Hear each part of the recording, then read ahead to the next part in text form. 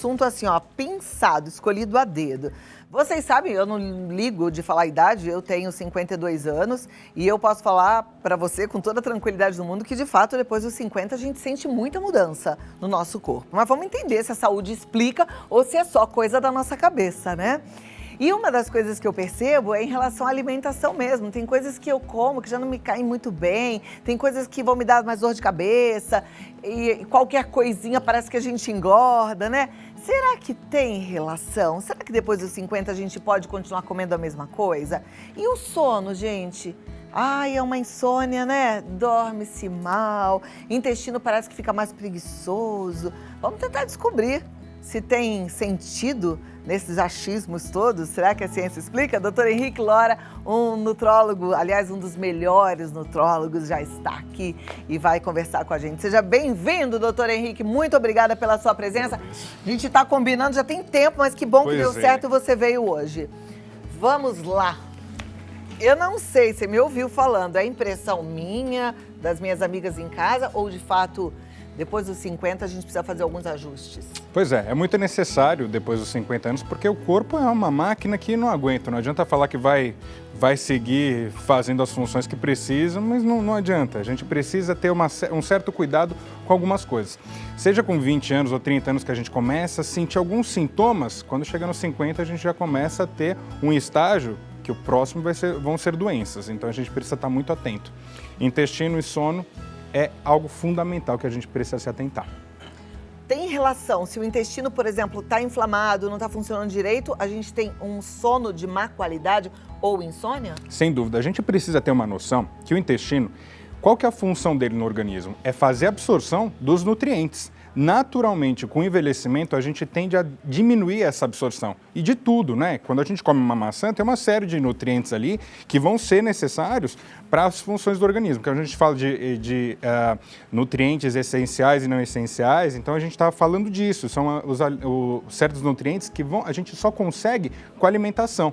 Nosso corpo não consegue produzir, então a gente precisa fazer uma absorção adequada. O problema é que a gente, direto, acaba prejudicando essa absorção intestinal.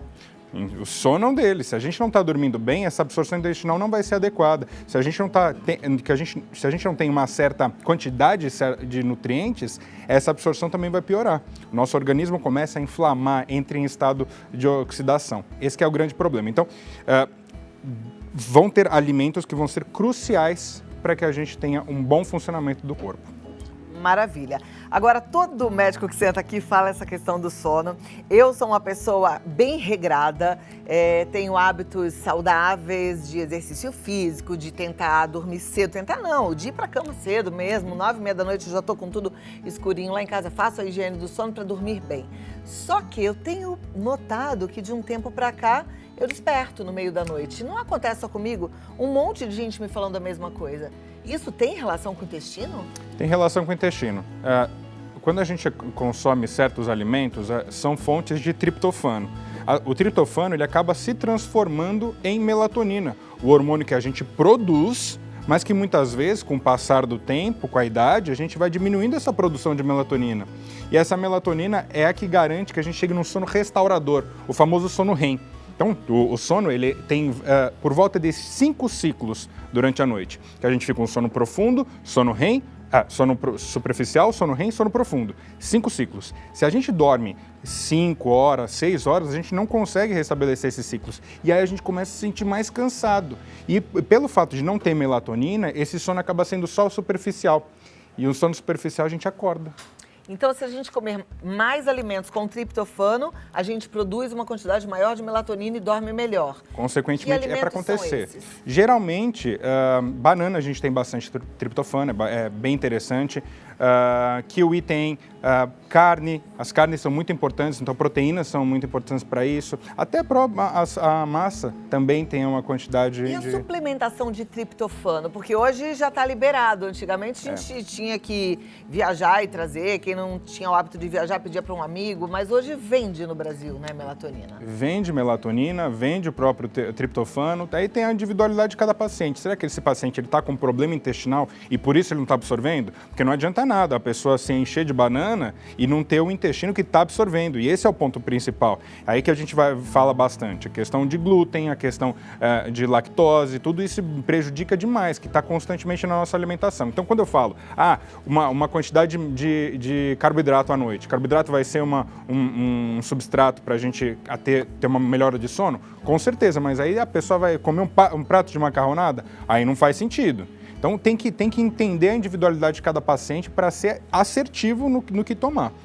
Então, quando a gente faz uma dieta mais restrita, por exemplo, tira totalmente o carboidrato a partir de um determinado momento, principalmente à noite. À noite eu tenho o hábito de comer só uma saladinha e um grelhadinho. Pode ser que isso interfira na minha qualidade de sono? Com certeza. Inclusive, a minha linha dentro do consultório, eu falo, se a gente está cortando o carboidrato à noite, é um problema. Então, eu sempre falo, para qualquer 80 gramas de carboidrato é uma quantidade razoável. E aí tem o tipo de carboidrato. Tem carboidrato simples, tem carboidrato complexo. É aquele que vai garantir, não é uma liberação rápida de insulina que a gente fala, que não é um arroz. Talvez um arroz integral, talvez uma batata doce, um inhame, aveia é válido, quinoa, tem bastante, olha quanta coisa. Olha aqui, mas gente, que interessante. Isso aqui é uma entrega preciosa e é uma prestação de serviço daquelas, porque eu, por exemplo, nunca tinha ouvido ninguém falar sobre isso. Já vou começar a introduzir um pouquinho de carboidrato à noite. E também é importante, não é a quantidade de excesso, porque a gente tem que entender, o nosso sono, olha o ciclo que eu falei, é delicado, é complexo, então a gente precisa de energia para poder chegar no sono restaurador. Então esse é o grande ponto. Às vezes a pessoa está cortando por completo, porque eu quero emagrecer, quero cortar carboidrato, porque falaram que isso é bom depois das 6 horas da tarde. Não são grandes quantidades que a gente está falando aqui. Pequenininho, 80 gramas. Se vocês colocarem na balança, é bem pouquinho. Então é muito válido a gente começar a observar 80 gramas, por exemplo, de um arroz integral representam 80 gramas de carboidrato? Eu estou te perguntando isso porque no frango, por exemplo, não é assim, né? Não, mas sim. Em proteína. E na sua grande quantidade é sim carboidrato. Tá, então a gente pode até pesar. Pode. Bom, vocês estão vendo que eu tenho minhas dúvidas e eu estou perguntando. Quer perguntar também? Fica à vontade, porque o programa é nosso. Vida Melhor Oficial, manda sua pergunta lá, porque daqui a pouquinho o doutor Henrique responde tudo, tá? Bom, já estamos aí ajustando então a questão do sono ligado à alimentação, né? Mas o que é que a gente precisa ou deve tirar da nossa alimentação quando a gente chega a uma determinada idade, quando a gente está mais maduro? Olha, eu sei que é muito delicado, está muito no nosso cotidiano, mas o álcool, ele acaba sendo um grande fator de inflamação no organismo. Não tem como. A gente fala, mas a bebidinha, que a cervejinha, não sei o que, o vinho. O álcool, ele acaba sendo prejudicial. Quanto mais o tempo passa, quanto mais a gente envelhece, mais prejudicial fica, porque o intestino ele não está absorvendo direito tudo que ele deveria. Então a gente começa esse processo, se a gente retirar o álcool, vamos lá, não vamos ser extremista, vamos diminuir o álcool, vamos diminuir fritura, vamos diminuir o consumo de glúten, vamos diminuir o consumo de leite e derivados, vamos diminuir, já falei açúcar? Não. Açúcar. Então, se são aí os principais, é que é importante a gente ter um certo controle, porque tudo isso faz mal. Mas eu ouvi dizer que glúten, que não sei o que o leite, não tem jeito. Cláudia, é inflamatório. Por exemplo, o leite não é só a enzima do leite, a lactose, não é só o açúcar. Tem a globulina, tem a albumina, tem a caseína e tudo isso é inflamatório. E olha que interessante, dentro do consultório eu tenho um percentual de 85% dos meus pacientes são intolerantes à lactose. Eu, inclusive, sou. Então aqui nessa sala tem bastante gente aqui, 85% de chance de pessoas serem intolerantes.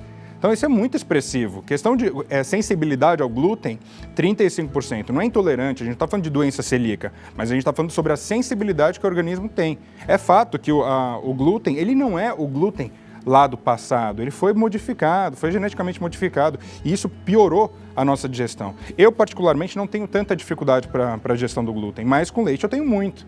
E aí não é só lactose. Porque então deixa eu tomar um iogurte sem lactose. Não, tudo que é feito de leite tem as outras proteínas que são inflamatórias. A caseína é bastante inflamatória. Então a gente precisa, claro, de novo, individualização do paciente, mas existe grande chance disso prejudicar o nosso intestino. E a gente só vai saber se fizer um teste mais avançado ou se a gente retirar o alimento e introduzir o alimento para ver se dá diferença. Isso eu gosto muito de fazer, porque é interessante fazer um exame genético. O exame genético vai dar 99,999% de chance de assertividade, porém, faz o teste. Você está com dúvida, não dá para fazer o exame, corrido e tudo mais? Retire durante 1 semana ou 2. Você vê como é que o seu organismo funciona. E é importante a gente deixar claro, funcionar o intestino, como que é isso? É completamente errado as pessoas acharem que é normal ir um dia sim, um dia não, ou deixar... O certo é todos os dias ir no banheiro. 1 ou 2 vezes, no máximo também. Quem aqui vai ao banheiro todo dia, de 1 a 2 vezes, levanta a mão? Olha, eu tô aqui com umas 15 pessoas, apenas 2 pessoas levantaram a mão. Quem vai todo dia? Só? Olha lá, 3, vai. Só isso que tá certo. E aí também tem que entender, tá indo mais que 2 vezes, 3 vezes? Tá errado. O intestino não tá absorvendo. Mas você vê, a grande maioria não tem o intestino funcionando do jeito que deveria. Pois é, e também não é conversa de mesa com as amigas, não é. Quantas vezes você vai no banheiro? Não é papo. Então a gente guarda pra gente e não comenta a respeito. Mas esse é um problema. Precisamos ir todos os dias. E se você não vai, tem paciente que vem comigo, fala, doutor, eu tô há 4 dias sem ir no banheiro. É o normal, sempre foi assim. Não é porque sempre foi que tá certo, tá erradíssimo. Aí, geralmente, essa pessoa tem problema de sono, sente cansaço o tempo inteiro, questão de memória, questão de concentração, tudo vem à tona. É claro, o organismo não está só fazendo a absorção do que precisa. E como é que a pessoa que já tem esse, intestino preguiçoso... Isso. Faz para mudar essa história, se ela é assim a vida inteira, como essa sua paciente falou? Primeiro, a gente tem que identificar. Estamos com alimentos inflamatórios? Eu identifico se a gente tem alguma intolerância. Geralmente tem, está associado. E quando não tem uma intolerância, tem uma certa sensibilidade a outras coisas, que daí não é comprovado, mas a gente vai fazendo por teste. O nutricionista faz isso muito bem também, é muito legal, a gente vai retirando os alimentos, vendo o que faz sentido ou não, e aí vai melhorando os sintomas. Vão melhorando, e eu falei, nossa, é o normal, eu não me sinto mais enfesada. Pois é isso, esse que é o ponto principal. Então a gente começa a ver essa melhora, e é uma felicidade gigantesca, porque eu entendo que lá dentro do organismo tudo está funcionando melhor. Claro, né? Muda tudo, muda a vida. E não é aquela questão de, vou comer ameixa, vou comer mamão. É muito mais complexo, então. A gente tem que olhar os fatores agressores. E aí, dependendo da necessidade, a gente utiliza bengalas para tentar, glutamina, é interessante. Colágeno, é interessante. Ameixa, interessante também. Fibra, psyllium, falo muito do psyllium, acho maravilhoso. Mas se tiver numa dieta, se tiver num plano alimentar a quantidade de fibras, é espetacular. Então a gente tem que identificar tudo isso e depois tratar. E muitas vezes a gente consegue identificar qual que é o problema. Por exemplo, tem a falta de um hormônio que sugere isso, falta de T3, que é um hormônio muito importante, e que quem tem falta de T3 geralmente tem um problema intestinal também. Então é bem amplo. A gente precisa fazer bem uma investigação, né? Para saber o que está acontecendo. É isso mesmo, eu estou pensando assim. Você falou da bebida e eu queria até fazer um parênteses aqui. Eu não sei se é com todo mundo, mas eu percebo que hoje em dia, se eu tomo uma tacinha de vinho, já não me cai bem como era há alguns anos atrás. Muda também, porque muda o funcionamento. O que acontece? Vamos lá, dentro do intestino temos bactérias, que a gente chama de microbiota intestinal. Essas bactérias têm como principal função proteger o organismo, fazer com que a gente digira melhor certos alimentos. Então, isso deveria funcionar, deveria existir de forma maravilhosa durante a vida inteira. Só que, de novo, quando a gente vai passando por processos oxidativos, vai passando pelo processo de envelhecimento, essa microbiota também pode mudar. E aí, há 5 anos atrás, eu comia muito bem carne, hoje já é mais indigesta. Mas não é porque é indigesto que é normal que está envelhecendo. Precisa ser olhado isso, aí a utilização de probióticos é extremamente válido. Aliás, eu já contei para vocês, né? Eu estou usando um probiótico, que existem de vários tipos, né? Existem. Mas eu estou usando um que chama Probians. Gente, não é propaganda, porque eu nem sei de quem é que fabrica esse negócio. Mas, nossa, me fez um bem. Me deu um bem-estar, sabe, energia, alegria, impressionante. Acontece. Uma coisinha de nada. E olha que interessante, dentro do intestino, certas cepas, certos tipos de bactérias, se estão em quantidades desequilibradas, deixa a pessoa mais propensa a ter diabetes, tem doenças cardiovasculares, a depressão, tudo isso pela microbiota intestinal. Então, olha que é muito interessante esse. Muito. Por que depois dos 50 anos a gente engorda? Vamos lá. Tirando a minha amiga Andréia, que é a esposa do nosso amigo Alessio. Ah, ela é magérrima. Aquela não engorda por nada. Realmente. É um exemplo. É um exemplo. Mulher de médico. Deu certo, né? Deu. Mas a maioria engorda, né? Engorda. O problema é o seguinte. Vamos lá. Olha como é muito maior essa questão. Vamos lá. Com o passar do tempo, a gente acaba perdendo massa muscular. Essa massa muscular, para a gente manter essa massa muscular, a gente acaba queimando calorias, que se chama taxa metabólica basal. É o quanto o nosso corpo acaba necessitando de calorias para manter aquele músculo em dia.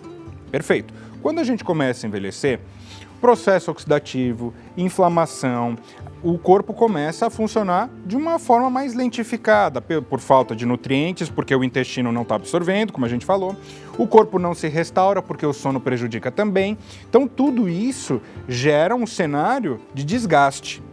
Diminuindo massa muscular, a gente tem uma diminuição dessa taxa metabólica, então a gente queima menos caloria diária. Aqui, você está queimando uma quantidade de caloria e eu estou queimando outra.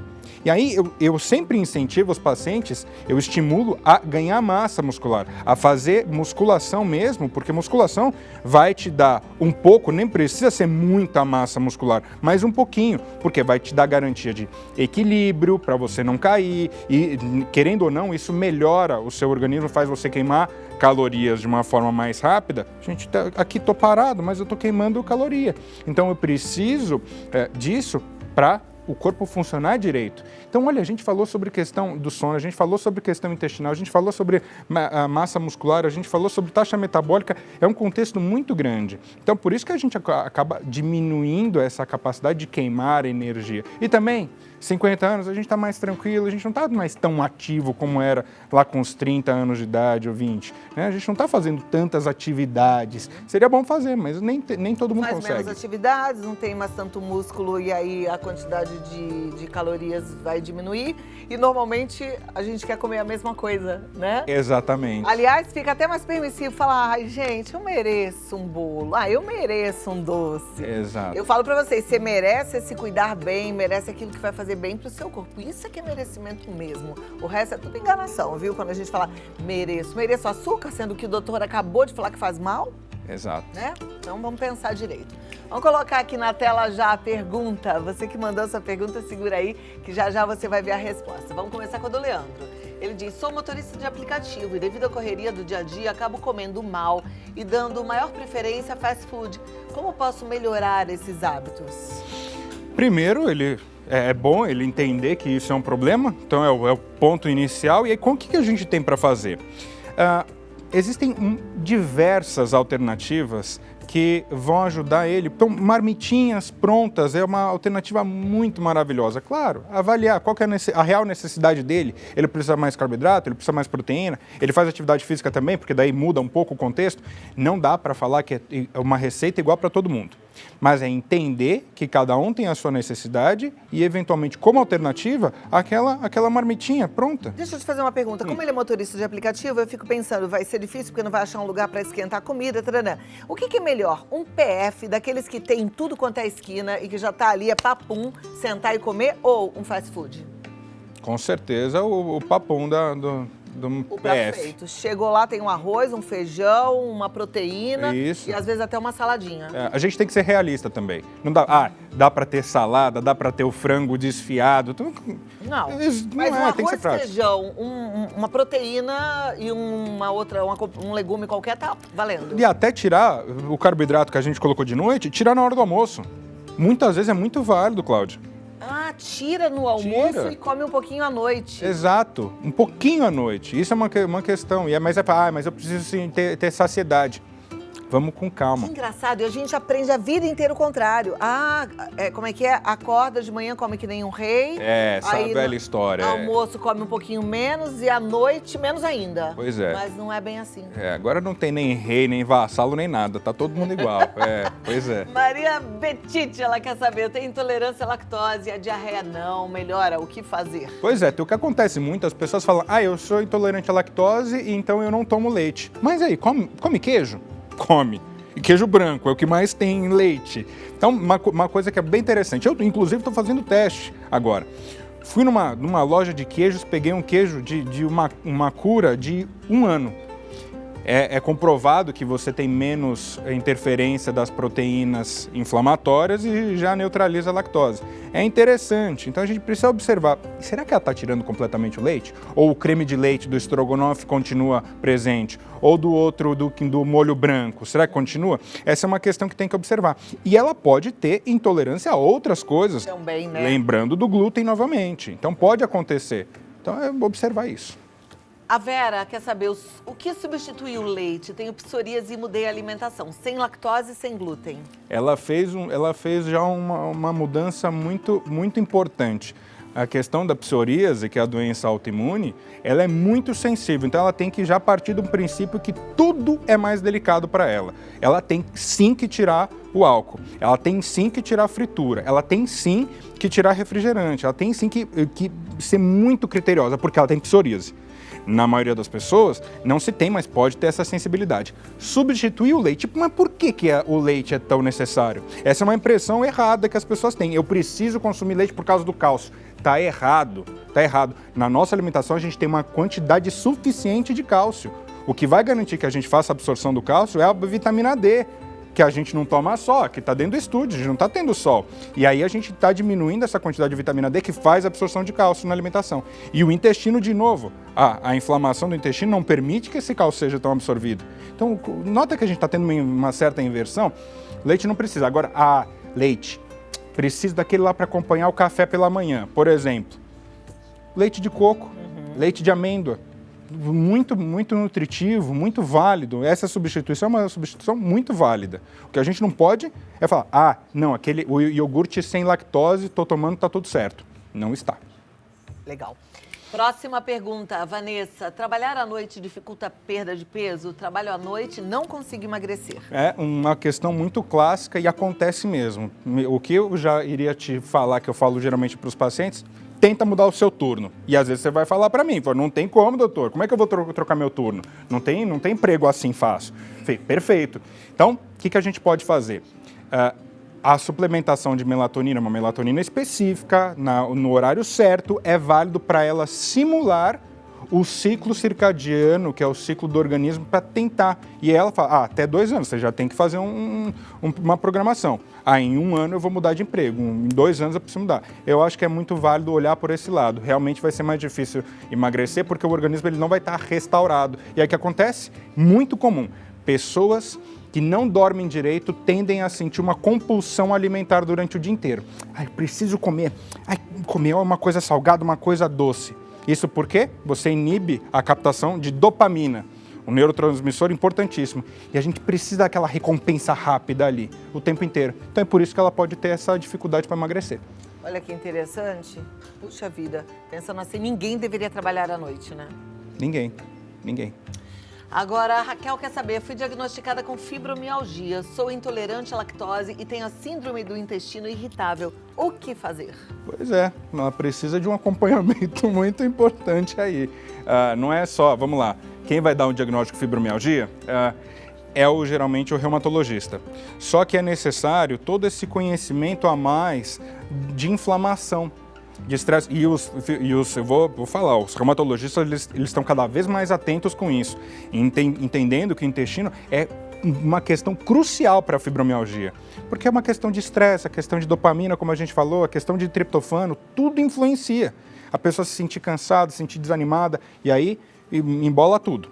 Então, nesse caso, ela precisa fazer um tratamento, fazer uma desintoxicação intestinal, cuidar 20 vezes mais que nem a paciente da psoríase, também vai ter que cuidar muito. Tem coisas que são inegociáveis para um quadro como ela. Porque é o seguinte, ela tem sintomas, ela quer melhorar e ela precisa, então tem que ser muito rigorosa. A Elisa de Niterói, gordura de origem animal como banha de porco faz menos mal que que o óleo de soja no trato intestinal?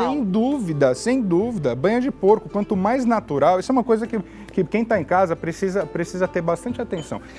Tudo que for natural, Cláudia, é mais benéfico. A gente tem a biodisponibilidade dos nutrientes, a gente não utiliza conservantes, não utiliza os corantes. É fundamental que a gente sempre faça essa opção por coisas mais naturais, sim. A Carla diz, estou na menopausa e tudo piora. Fico sem ir ao banheiro pelo menos uma semana. É normal? Completamente anormal. Mas aí, doutor, de uma forma... existe alguma forma mais simples para a gente conseguir ajudar a Carla? Ela pode tomar um remédio para ir ao banheiro? O que acontece é que quando a gente toma... Lembra que eu falei da microbiota intestinal, das bactérias? Quando você toma remédio para ir no banheiro, você fica limpando essa microbiota intestinal. E não é válido limpar, é bom ter uma microbiota boa, saudável, que não é inflamatória. Ela, primeira coisa que assim, ela não fala da questão de intolerância. A gente leva a crer que ela deva ter uma intolerância alimentar. A queda dos hormônios femininos interferem no intestino, na vontade de ir ao banheiro ou não? Vamos lá, a gente tem estriol, estradiol, progesterona, e tudo isso também tem uma interferência indireta na quantidade de T3 que a gente acabou falando. O organismo começa a modificar muito. Então, primeiro, né, se ela fosse minha paciente, eu falei, vamos lá, será que seria interessante ela fazer uma reposição hormonal feminina? Será que ela tem histórico de câncer, que é uma contraindicação? Talvez seria a primeira coisa. Aí, fazer uma reposição. Aquele creminho, tranquilo, fácil para a gente ajustar. É a primeira coisa que eu pensaria, né? Claro, olhando o organismo dela como um todo. Primeiro isso, olhar o T3, olhar sobre intolerância, seria o ponto inicial dela. Perfeito. A Antônia de Passos, Minas Gerais, adoçante com o tempo faz mal ao intestino? Olha, teve um estudo aí que eu dei uma olhada na semana passada mostrando aumentando o risco de Alzheimer pela quantidade de adoçante. Muito interessante. Aí a gente pergunta, por que tomar o adoçante? Ai, mas eu tô acostumado com o café. Vem cá, faz mal. É a mesma coisa, você não usa drogas, você não bebe exageradamente porque faz mal. Então, o açúcar também faz mal. Então, até a utilização, porque antes você falava, o eritritol pode ser uma alternativa. Não, eritritol também faz mal. Xilitol também faz mal.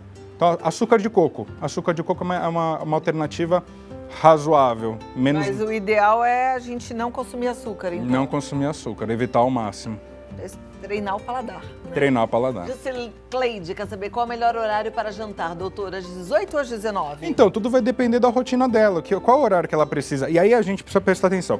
Qual é o horário que essa paciente acorda? Tem gente que acorda às 8, tem gente que acorda às 7, tem gente que acorda às 5, tem gente que acorda às 4 da manhã. A gente tem sempre que olhar pelo horário que precisa acordar. Qual é o mais cedo que você consegue acordar? Vamos supor que ela acorde às 7. Perfeito. Ela tem que ficar acordada durante quanto tempo?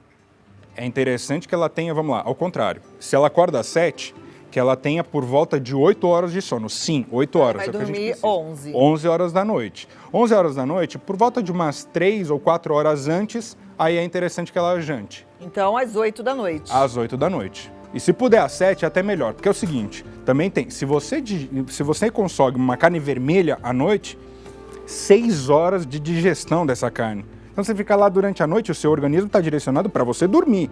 Mas não, ele foca as energias para fazer digestão. Isso prejudica muito o sono. Então melhor evitar carne vermelha à noite também. Eu falo para todo mundo, evitar ao máximo carne vermelha. Carne branca, peixe, aí faz frango, pode até o ovo também. Então tudo isso é você entender que tem tempo de digestão de cada alimento, né? Então, sim, por volta das 18, 19, sempre válido perante esse horário que a gente simulou aqui. Perfeito. Eu vou amarrar o doutor Henrique aqui para ele vir sempre, tá? Pra gente continuar aprendendo, porque hoje a gente aprendeu muito.